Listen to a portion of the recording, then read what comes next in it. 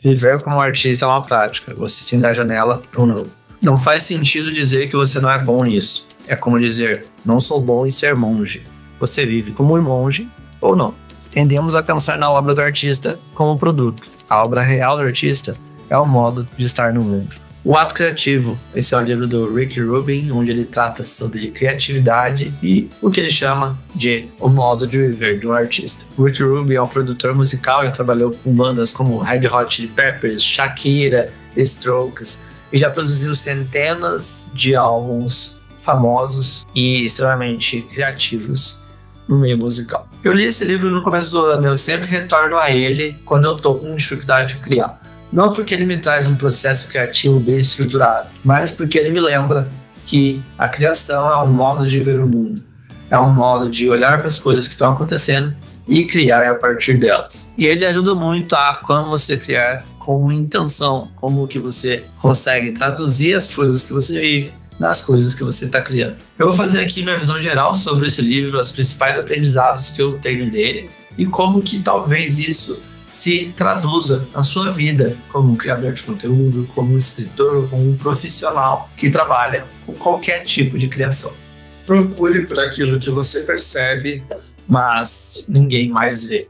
O livro diz que a gente precisa criar espaços para que a criatividade chegue até nós. É muito comum a gente estar atolado de coisas para fazer, de rotinas a cumprir, de conteúdos que a gente consome ou comidas e eventos que a gente precisa estar, que a gente é indispensável naqueles lugares. E acaba que dentro de tudo isso a gente sempre está muito ocupado para criar. Muitas vezes a gente está ocupado até mesmo para pensar. E por isso, quando a gente pega e realmente tenta criar alguma coisa, a gente faz isso sem atenção, sem estar naquele momento. A gente cria pensando no que a gente tem que fazer amanhã, as responsabilidades que a gente tem para fazer em seguida. E o livro propõe que essa visão seja ao contrário, que o ato de criar, quando você está criando, você esteja observando o que você está fazendo. Não só observando o seu ambiente, a sua volta, mas observando o mundo. O que está acontecendo, como as pessoas estão, como você está se sentindo, como que você e aquele momento específico vão se traduzir naquilo que você está criando.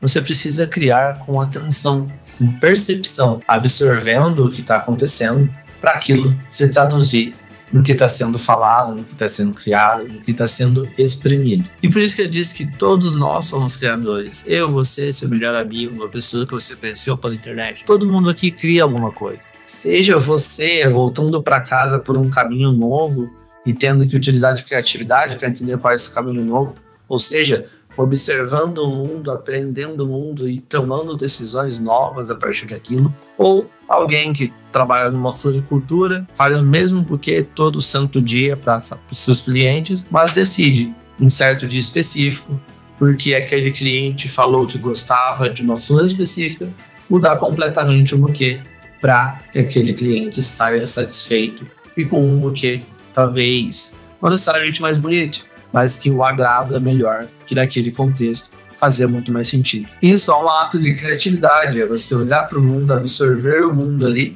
e tomar decisões que vão mudar o jeito que você cria, o jeito que você trabalha a partir disso. Cria um ambiente em que você fique livre para exprimir o que você tem medo de expressar. Como que a gente consegue avançar na criação de alguma coisa com todas as histórias que a gente conta na nossa cabeça? Sempre vai existir alguma coisa que vai te impedir de criar. Pode achar que não escreve tão bem, que você não tem habilidade manual para fazer tal atividade, ou que você não tem os equipamentos necessários para começar a fazer aquilo que você queria fazer. Existe uma resistência natural ao ato de criar alguma coisa. E isso normalmente acontece em 3 momentos da obra.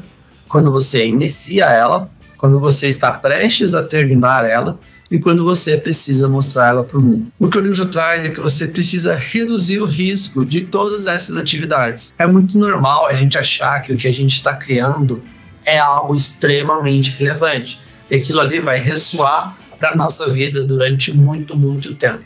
A gente acha que o que a gente está criando, o que a gente está trabalhando no momento, aquele projeto que a gente começou, ele vai definir a nossa vida por inteiro. Mas, na verdade, isso é tudo balela. Toda peça, todo projeto, toda arte que você está fazendo é a sua própria obra. É o que você está construindo para você mesmo.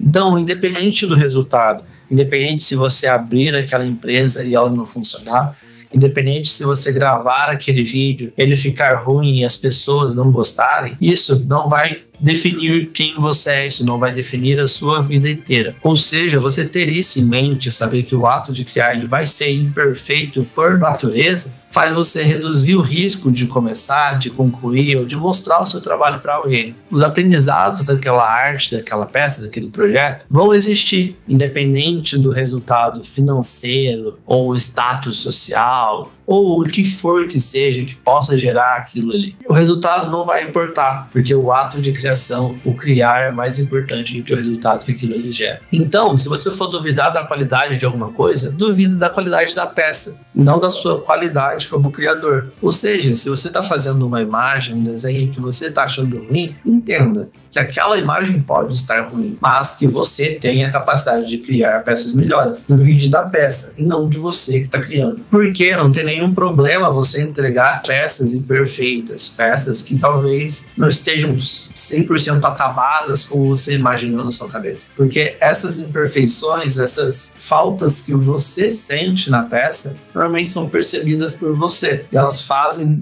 parte do progresso do artista. E acaba que no final, essas imperfeições, elas acabam deixando a peça mais bonita, mais original, mais autêntica ao que você realmente está criando. Fazer uma curva errada lhe permite ver paisagens que você nunca veria.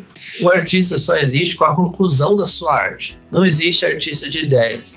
Então, igual a gente estava falando antes, se você tiver algo que está imperfeito, mas você não entregar essa coisa, você não vai ter a possibilidade de entender o que aquela peça é, o que aquela peça realmente poderia ser. Então não adianta ficar apenas no campo das ideias, você precisa construir. Só que a construção, ela é assustadora. É difícil se engajar e realmente ter coragem para construir alguma coisa. Por isso, o livro propõe que você leve isso na brincadeira. Não no sentido de ser algo bom, de ser algo fútil, mas no sentido de trazer sensações boas para você, no sentido de você estar feliz com o processo, entender que você conseguir engajar de maneira leve com aquilo vai ser o que vai fazer aquela peça progredir, aquela peça ser construída. Porque o construir com amor, o construir com carinho, reflete em como as pessoas recebem a peça final que você construiu. E para fazer essa construção é preciso ritmo, você precisa ter progresso, você precisa dar um passo de cada vez. Você não pode se apegar às ideias iniciais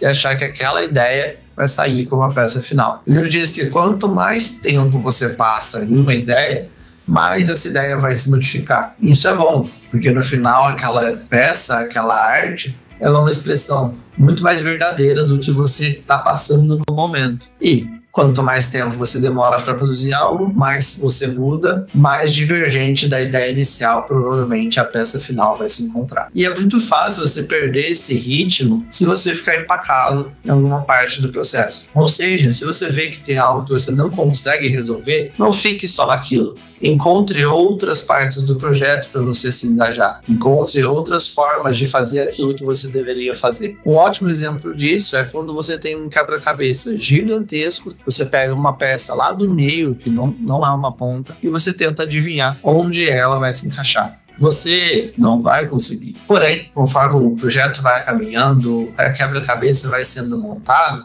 quando você está lá no final, você entende que aquela peça tinha exatamente um lugar específico dentro daquele quebra-cabeça.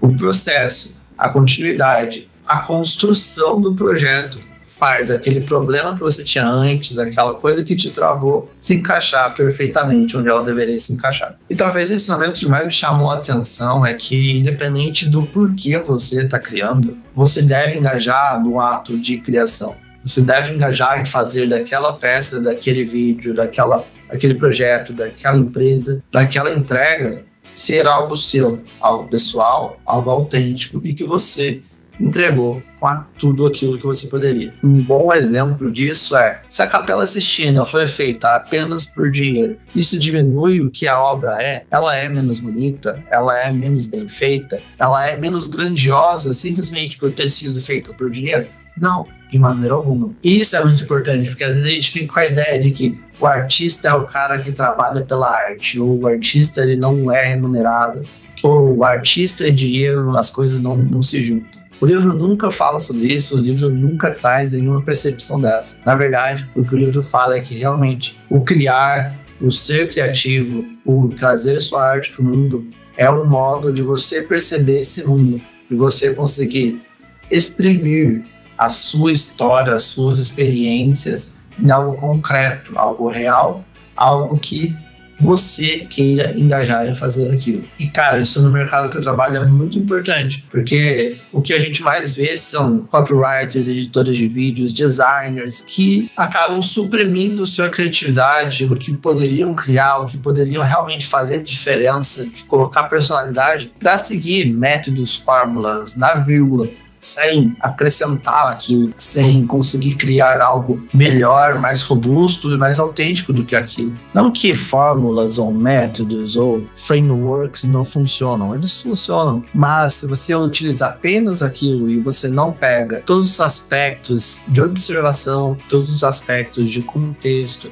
seu, do projeto, do tempo, da hora que aquilo está sendo feito, aquela peça provavelmente só vai ser uma peça qualquer e completamente indistinguível de tantas outras milhares que são produzidas dessa forma. É isso, eu tô deixando o link do livro na Amazon para você comprar, se caso você ainda não tenha. Isso é um tema que eu gosto de conversar muito, e pensando aqui no meu contexto, eu gravei esse vídeo onde fala sobre essa criação, essa forma de criar aqui dentro do YouTube e como talvez seja difícil, principalmente para quem está começando agora. Então clique aqui, te vejo por lá e até a próxima.